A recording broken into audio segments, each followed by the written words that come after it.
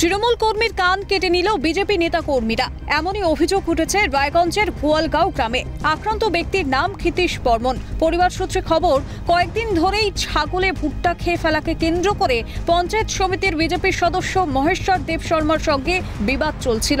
সেখান থেকেই সূত্রপাত। এদিকে ক্ষিতীশ শর্মা দীর্ঘদিন থেকে তৃণমূল দলের সঙ্গে যুক্ত।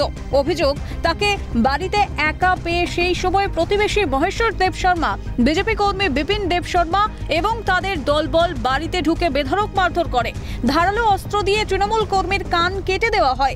রক্তাক্ত অবস্থায় তাকে রায়গঞ্জ মেডিকেল কলেজ ও হাসপাতালে ভর্তি করানো হয়। আমার স্বামী কলা বিক্রি করতে গেছিল হাটে, বাজারে।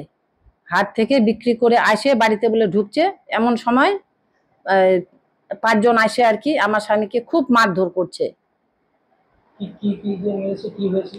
লাঠি দিয়ে মারছে, লাঠি এমন ভাবে পায়ে মারছে, পা তুলতেও পারে না, হাঁটতেও পারে না। আর কানে এমন করে যে কাটে নিচে, আমি একদম কানটা একদম ফাঁক হয়ে গেছে, দেখা যায় না। মহেশ্বর দেব শর্মা উনি কিন্তু আবার থানা পরিষদের মেম্বার।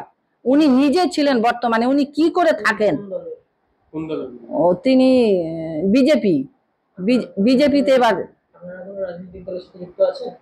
আমরা রাজনীতি দলের সঙ্গে যুক্ত বলতে, আমরা আগে করতাম কংগ্রেস, তারপরে এসলো তৃণমূল। আমরা এখন তৃণমূলই করি। তৃণমূল সমর্থক বলেই আক্রমণ। এই ঘটনায় ক্ষোভ উগরে দিয়েছেন পঞ্চায়েত সমিতির তৃণমূলের কর্মাধ্যক্ষ কৈলাস চন্দ্র বর্মন। পাশাপাশি অভিযুক্তদের শাস্তির দাবি জানিয়েছেন তিনি।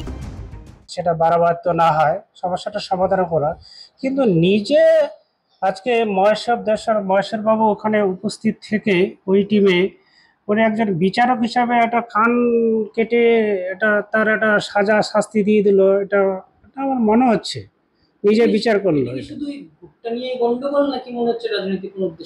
রাজনীতি কিছু একটা উদ্দেশ্য আছে, কারণ ওই ফ্যামিলিটা, ক্ষিতীশ বাবুর ফ্যামিলিটা দীর্ঘদিনের একটা ফ্যামিলি, যেটা তৃণমূল কংগ্রেসকে সমর্থন করে আসে।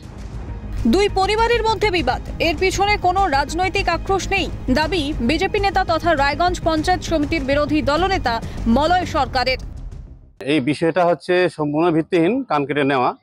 ওটা যে তোলামূল দিয়ে ওটা একটা অভ্যাসই আছে, হ্যাঁ, যে আমাদেরকে ফাঁসানোর চেষ্টা করে। সেটা একটা পারিবারিক ঝামেলা হয়েছিল, ঝামেলা মিটে গেছে। ঘটনার নেপথ্যে রাজনৈতিক প্রতিহিংসা রয়েছে কিনা ঘটনার তদন্ত শুরু করেছে রায়গঞ্জ থানার পুলিশ। উত্তর দিনাজপুর থেকে নন্দদুলাল সরকারের রিপোর্ট, ক্যালকাটা নিউজ।